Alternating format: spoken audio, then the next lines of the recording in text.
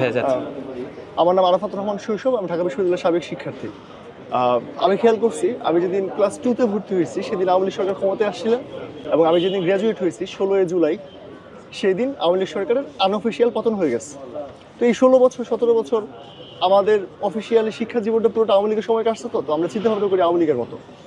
তো এই যে আমাদের সহ উপদেষ্টা জাহাঙ্গীর আলম, তিনি বলছেন, আমাদের স্যার, তিনি বলছেন যে ঈদে যারা বাড়িতে যাবে তিনি কারো দায়িত্ব নেবেন না, মালামাল নিজ দায়িত্ব রাখার কথা তিনি বলছেন হয়তো, বা যান ও জবান, মানুষের আমাদের জীবনটা নিচে হাতে করে তিনি আমাদেরকে গ্রামের বাড়িতে নিয়ে যেতে বলছেন। তো এই একই ধরনের কথা শেখ হাসিনাও বলছিলেন, আমার মনে আছে, আমি তখন খুব ছোট।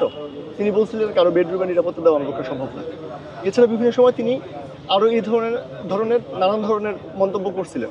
কিছুদিন আগে আমাদের একজন নারী উপদেষ্টা, তিনি ফুড নিয়ে কিছু একটা মন্তব্য করছেন, যে ধরনের মন্তব্য আগে হচ্ছে সম্ভবত বারান্দায় বেগুন চাষ করার কথা বলছিলেন বা কিছু একটা, এই ধরনের মন্তব্য আগে শেখ হাসিনা করতেন যে আপনারা কুমিরার বেগুনে খান।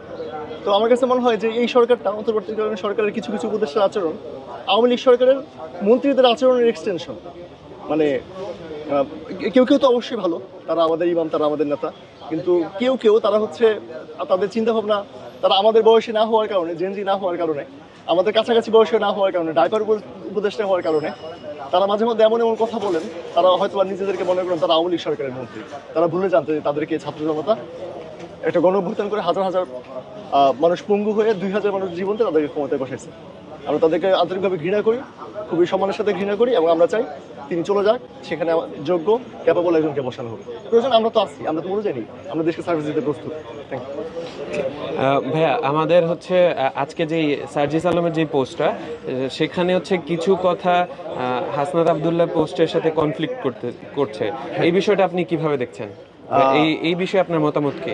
দেখুন, হাসনাত আবদুল্লাহ, সার্জিস আলম, নাহিদ ইসলাম বা আক্তার হোসেন বা অন্য যে কেউ যারা এখন জাতীয় নাগরিক পার্টিতে আছেন, তারা আমাদের জুলাই অভ্যুত্থানের নেতা, তারা আমাদের জুলাই অভ্যুত্থানের ইমাম। তাদের প্রত্যেককে আমরা অনেক বছর ধরে চিনি, তারা আমাদের এই ক্যাম্পাসের বড় ভাই। কিন্তু যেহেতু তারা এখন একটা পার্টি করতেছেন, একটা পার্টির ভিতরে নানা ধরনের ইন্টারনাল ক্লাশ থাকে। আমি দুজনের স্ট্যাটাসই পড়েছি, এবং আমার কাছে মনে হয়েছে যে দুজনের স্ট্যাটাসই আসলে কনভিন্সিং। তারা, আপনি যদি দুটো স্ট্যাটাসই পড়েন, আপনার কাছে মনে হবে যে দুটোই সত্য। তো আমি এই ব্যাপারে হচ্ছে পার্টির প্রধান নাহিদ ভাই এবং আক্তার ভাইকে অনুরোধ করবো, আপনি আজকেই এখনই হাসাদ ভাই এবং সার্জিস ভাইকে শোকজ করে দেন। আমি আপনাদের পার্টির একজন সমর্থক, শোকজ করে দেন অথবা বহিষ্কার করে দেন, এবং আপনারা একটা তদন্ত কমিটি গঠন করেন যে আপনাদের পার্টির অনুমতি না নিয়ে তারা দুইজন, কারণ তারা দুজনে স্বীকার করে নিয়েছেন তারা হচ্ছে সেনাপ্রধানের কাছে গেছেন, এবং সেনাপ্রধানও স্বীকার করে নিয়েছেন যে তারা দুজন হচ্ছে সেনাপ্রধানের কাছে তারা দুজন গেছেন। এটা সেনাপ্রধান এবং হাসাদ ভাই, সার্জিস ভাই সকলে স্বীকার করে নিয়েছেন। তো আমি জানি না এই সাক্ষাৎকারের পরে হাসাদ ভাই, সার্জিস ভাই আমাকে আনফ্রেন্ড করে দিবেন কিনা, কিন্তু সত্য আমাকে বলতেই হবে। তো নাহিদ ভাই এবং হচ্ছে আক্তার ভাই, আপনারা যদি এইটা দেখে থাকেন, আপনাদের প্রতি অনুরোধ, আপনারা তাদেরকে শোকজ করে দেন, তদন্ত কমিটি করেন, তদন্ত কমিটি থেকে জানান যে আসলে কি হয়েছিল। কারণ আমরা চাই না আমাদের দেশকে পাকিস্তান বানাতে। পৃথিবীর সব দেশে সেনাবাহিনী আছে, শুধুমাত্র পাকিস্তানের সেনাবাহিনী রাজনীতি করে। আমরা চাই না আমাদের বাংলাদেশে আমাদের সেনাবাহিনী দেশকে প্রোটেক্ট না করে রাজনীতি করে। ধন্যবাদ। জি, তাদের দুইজনের বক্তব্য থেকে স্পষ্ট সেনাবাহিনীর মধ্যে বা ইন্টারনাল কিছু একটা পরিকল্পনা চলছে, আওয়ামী লীগকে পুনর্বাসন বা আমরা যাই বলি না কেন, তাদের বক্তব্য থেকে স্পষ্ট। এই বিষয়ে আপনি কিছু বলতে চান? দেখুন, একটা রাষ্ট্র তো আসলে অনেকভাবে ফাংশন করে। রাষ্ট্রের কিছু অর্গান আছে, এই অর্গানগুলা কিছু দৃশ্যমান অর্গান আছে, আইন বিভাগ, বিচার বিভাগ, শাসন বিভাগ। কিছু অদৃশ্যমান অর্গানও আছে, কিডনি, ব্রেন, হৃৎপিণ্ড, ফুসফুস। তো কিডনি, ব্রেন, হৃৎপিণ্ড, ফুসফুস, তো কখনো কখনো হাত এবং পা এক ধরনের অ্যাক্ট করতে চায়, কিন্তু ব্রেন এবং ফুসফুস তারা অন্যভাবে অ্যাক্ট করে। তো আমাদের রাষ্ট্রে তারা ডিপ স্টেট হয়তো কিছু চিন্তা করতেছে, কিন্তু আমরা ছাত্র জনতা আমাদের গায়ে শেষ রক্তবিন্দু থাকতে আমরা ইনশাল্লাহ আওয়ামী লীগকে সামনে কখনো ইলেকশনে বসতে দিব না।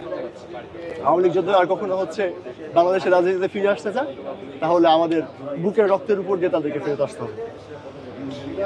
সেনাবাহিনীর এই পরিকল্পনাটা আপনারা কিভাবে দেখছেন?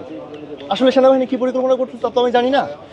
তাদের বক্তব্য থেকে আমরা যতটুকু জানতে পেরেছি, সেখানে কিছু একটা হচ্ছে পরিকল্পনা বা এই যে মনোভাবটা, এইটা আপনি কিভাবে দেখছেন? সেনাবাহিনী দেশপ্রেমিক শক্তি, তাদের প্রতি আমাদের আস্থা আছে। আমরা চাই তারা হচ্ছে আমাদের 5ই আগস্টের মতো জনতার কাতারে এসে জনতার চাওয়া আওয়ামী লীগকে নিষিদ্ধ করেন এবং রাজনীতিতে ফেরার কোনো ধরনের সুযোগ না রাখা, সে দাবির সাথে তারা একাত্মতা ঘোষণা করবেন, এবং তারা চেষ্টা করবেন হচ্ছে সবার সাথে হচ্ছে আলাপ আলোচনা করে আওয়ামী লীগকে রাজনীতি থেকে চিরতরে দূরে রাখা যায় কিনা। আওয়ামী লীগ প্রতীক হিসেবে, আদর্শ হিসেবে এবং দল হিসেবে আওয়ামী লীগকে আমরা রাজনীতিতে আর কখনো আসতে দিব না। আমরা আশা করি সেনাবাহিনী আমাদের সাথে হচ্ছে একাত্মতা ঘোষণা করবে। আপনারা যেহেতু জুলাই আন্দোলনের সাথে যুক্ত ছিলেন, তো এবং জুলাই আন্দোলনের পরবর্তীতে আমরা হচ্ছে ডক্টর ইউনূসকে অন্তর্বর্তীকালীন সরকারের প্রধান করে আমরা একটা বর্তমান বাংলাদেশের দায়িত্ব নিয়ে উনি চালাচ্ছেন। সেখান থেকে নির্বাচনের বিষয় নিয়ে কিছুটা ঘোলাটে হচ্ছে আমাদের দেশের যে বর্তমান পরিস্থিতি।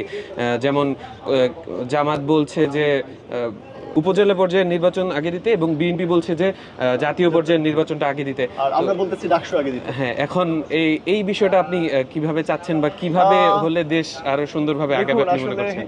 ছোট্ট দেশ, অনেকগুলা মানুষ, তো এখন রাজনৈতিক দল তিনটাও আসলে মোটামুটি শক্তিশালী। নতুন দলটা একটু কম শক্তিশালী, বিএনপি এবং জামাত বেশ শক্তিশালী দল। তারা যা চাবেন দিন শেষে তাদের সাথেই অন্তর্বর্তীকালীন সরকার, যেহেতু এখানে আসলে সবার প্রতিনিধি আছে, আসলে এক ধরনের নেগোসিয়েশন করে, এক ধরনের আলাপ আলোচনা করেই সরকারকে একটা সিদ্ধান্ত আসা লাগবে। সরকারের প্রতি আমি একটা পরামর্শ দিতে পারি, আপনারা হচ্ছে দেশটাকে কয়েক ভাগে ভাগ করে ফেলে আপনারা নিয়ে নেন। আপনারা হচ্ছে সবার কথাই রাখেন, আপনারা দেশের যে কোনো একটা বিভাগে আপনারা পরীক্ষামূলক জাতীয় নির্বাচন করেন, দেশের যে কোনো একটা বিভাগে আপনারা হচ্ছে পরীক্ষামূলক উপজেলা ইলেকশন করেন, ইউনিয়ন ইলেকশন করেন, দেশের যে কোনো একটা দুইটা বিশ্ববিদ্যালয়ে ডাকসু ইলেকশন করেন। নির্বাচন তো আলটিমেটলি আপনাকে দিতেই হবে। তো আপনি তো সারা দেশে একদিনে যদি ইলেকশন দেন জাতীয় নির্বাচন, সেটা আপনার জন্য আসলে খুবই কঠিন হবে নিরাপত্তা দেওয়াটা। কারণ আমরা জানি না আগে আওয়ামী লীগ রাতের বেলা ভোট কাটছে, এবার বিএনপি বা জামাত বা হচ্ছে জাতীয় নাগরিক পার্টি, তারা হচ্ছে নিজ নিজ এলাকায় যেখানে তাদের প্রভাব আছে সেখানে তারা রাতের বেলা ভোট নিবে কিনা। তো একটা দেশে, আপনার দেশে পুলিশের সংখ্যা কত? হয়তো বা 9 লাখ, হয়তো বা 10 লাখ। ভোট কেন্দ্রের সংখ্যা কত হবে? 300 আসনে।